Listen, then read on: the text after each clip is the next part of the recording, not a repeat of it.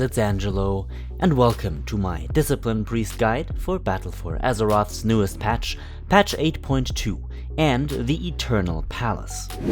From a playstyle perspective, not many things have changed for the Discipline Priest, as most major changes, which took place in the previous patch, patch 8.1.5, carry over into this one. This is especially true for your healing and DPS rotation, which essentially has not changed at all. Through the introduction of essences, however, the overall potential of the Disc Priest has greatly increased, perhaps to the point where there is no other healer who has an equally strong output potential if needed, except perhaps for the Holy Paladin. When it comes to the overall throughput, the Discipline Priest does fall off a little in comparison to previous patches, due to the fact that other healers gain a lot from the new Essence system, and strong group healers simply have a higher healing outreach than the Disc.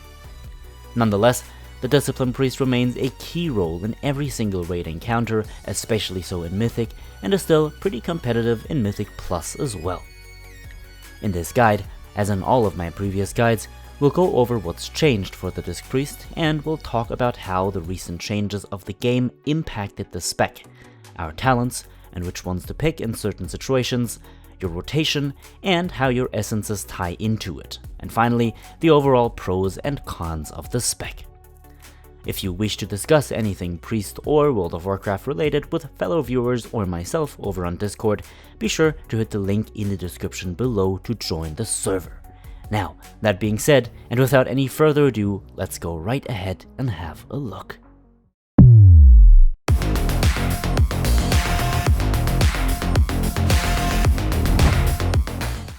As there are no changes to any of our spells this patch, the only major changes to the disc which we see are the new essences.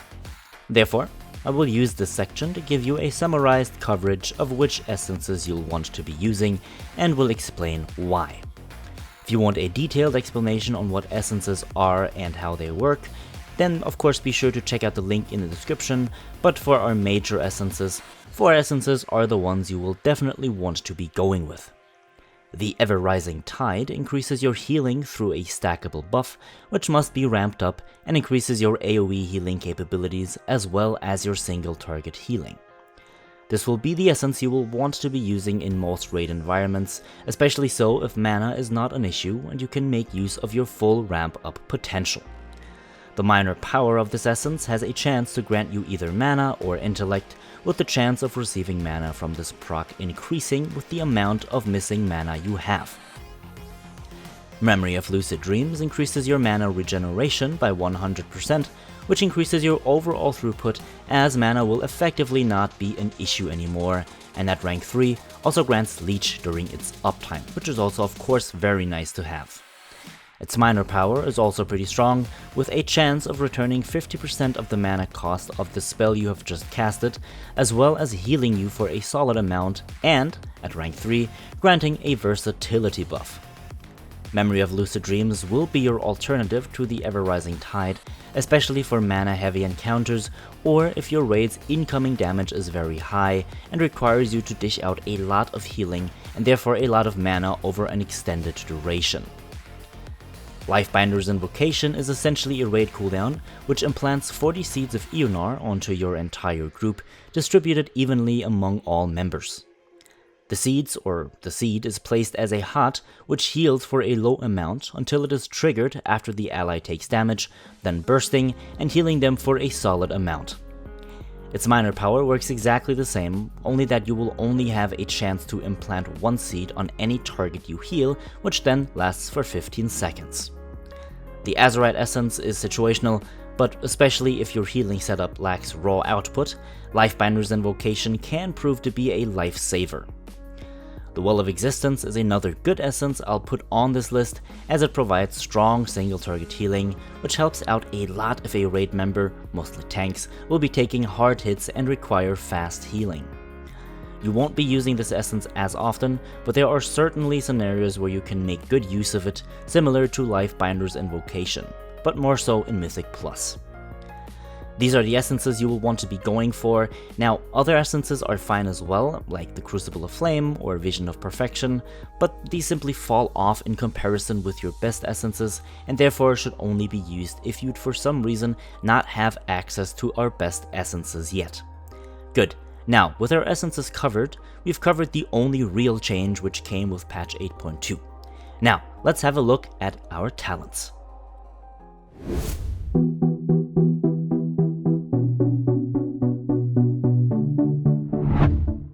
When it comes to our talents, we will once again see no changes at all. Schism still reigns completely supreme in our level 15 talent row due to the amount of healing and damage it enables you to do while its debuff is on an enemy. Twist of Fate will only see very rare uses and only in Mythic Plus. Castigation is the weakest of the three. In fact, it's so weak that there is no scenario where it would be able to outcompete its competitors at all. Therefore, you will never use it. In our level 30 talent row, Angelic Feathers is your best talent in pretty much all situations, as it provides very strong mobility for both you and your allies. In the level 45 row, we have Power Word Solace as your best talent, and once more, this is a talent which simply outshines the other two completely, so you will always want to use it rather than the other options of this row. In our level 60 talent row, all three options are situational. However, Dominant Mind is even more situational, as it can't really be used in a raiding environment. In our level 75 talent row, Sins of the Many and Shadow Covenant share their spot. Both are very strong picks depending on the encounter. Sins of the Many provides more damage, which translates into more healing via your atonement. Shadow Covenant, on the other hand, provides a beautiful reactive healing spell which heals up to 5 injured allies for a formidable amount, and is only on a 12-second cooldown. If the incoming damage patterns are unpredictable, or there's a lot of group damage coming in, then Shadow Covenant is your safe option.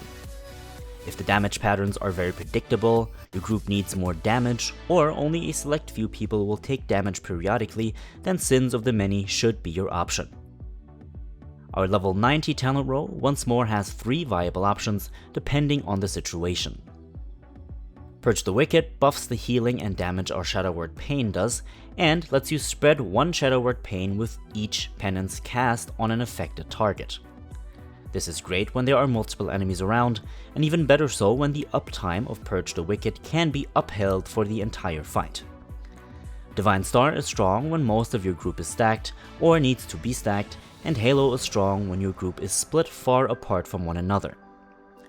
Finally, our level 100 talent row once more has 3 very situational talents. Luminous Barrier will only be used for certain bosses or certain boss abilities, similar to the Restless Cabal in the Crucible of Storms, while Lenience is your go-to Mythic Plus trait. Evangelism is exceptionally strong in raids and will increase the overall output you can do with any given burst healing window immensely. Good. Stick to these talents in the before mentioned scenarios and you will be healing just fine. Now, let's discuss how to heal as Disc Priest through your healing priorities and your DPS rotation.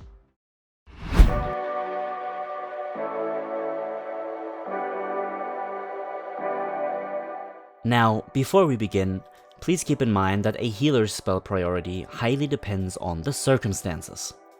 This list should not serve as your set-in-stone rules for the Discipline Priest, but instead should be your guideline through different situations. If you want a detailed, step-by-step explanation of when to use specific cooldowns, how to prepare a raid for a lot of incoming damage, or how to heal mana efficiently without sacrificing your output, be sure to check out my Discipline Priest healing rotation video, where I go into detail with all of these topics even further. But that being said, the Disc Priest's goal to being successful at healing is to deal a lot of damage, while maintaining different active abilities on your allies. As you probably already know when watching this guide, dealing damage for the Disc Priest essentially boils down to 4 things. Of course, your talents not included, those are Shadow Word Pain, Smite, Penance, and Holy Nova. What should help you tremendously is if you don't view your damaging abilities as, well, damaging abilities, but much more as your healing abilities.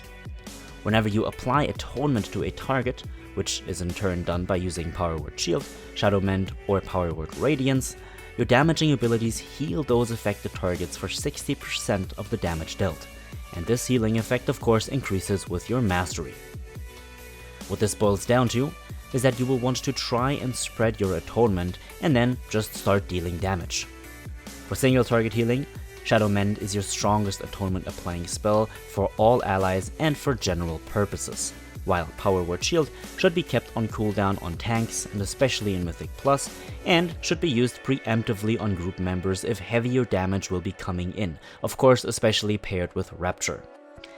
Power Word Radiance is very important in a raiding environment, but also very effective in Mythic Plus, especially when you expect your entire group to be taking damage and need to respond to that incoming damage relatively quickly. Since the disc is highly reliant on effective cooldown use and is not the best single target healer, your go-to emergency button is Shadow Mend, when other spells, which could save someone like a tank, like Pain Suppression, Power Word Barrier, or even Rapture, are on cooldown. Shadow Mend is also great if a group member needs to be simultaneously healed as well as receive atonement, in order to benefit from the damage you deal. A well-constructed balance of your atonement applying effects is very important, and you should try and maintain your atonement on as many targets as possible, whenever you're expecting damage to come in. The key here though is to apply your atonement preemptively, meaning you want to spread it before the damage is coming in, if possible. This is important because the Discipline Priest is not so much a responsive healer as it is a proactive one. Now before we wrap this video up, let's discuss the overall pros and cons of the spec. The Discipline Priest is absolutely dominant when it comes to out-healing AoE damage, which comes in heavy bursts. Most spells in your toolkit revolve around reducing a lot of incoming damage and then healing against it through atonement. What the disc lacks in single target capabilities, it makes up for in group healing capabilities, albeit the spec is not the strongest reactive healer and relies on a lot of encounter knowledge to apply shields and atonements preemptively, and to ramp up properly. If you're willing to learn the different raid encounters and want to test your healing skills, the spec keeps you active at all times, and even though you will want to bring a solid level of game knowledge with you when playing it, it will definitely improve your overall awareness and knowledge of certain game dynamics tremendously. Now, I'd like to hear what you have to say. Do you enjoy the current Discipline Priest? What do you like, and what perhaps not? Be sure to let me know in the comment section below or on our Discord server. And as always, a very special thanks to my supporters over at Patreon, all active members of the Discord community, and to all of you for watching. Enjoy your time in patch 8.2, good luck in the Eternal Palace, and I will see you all in the next one.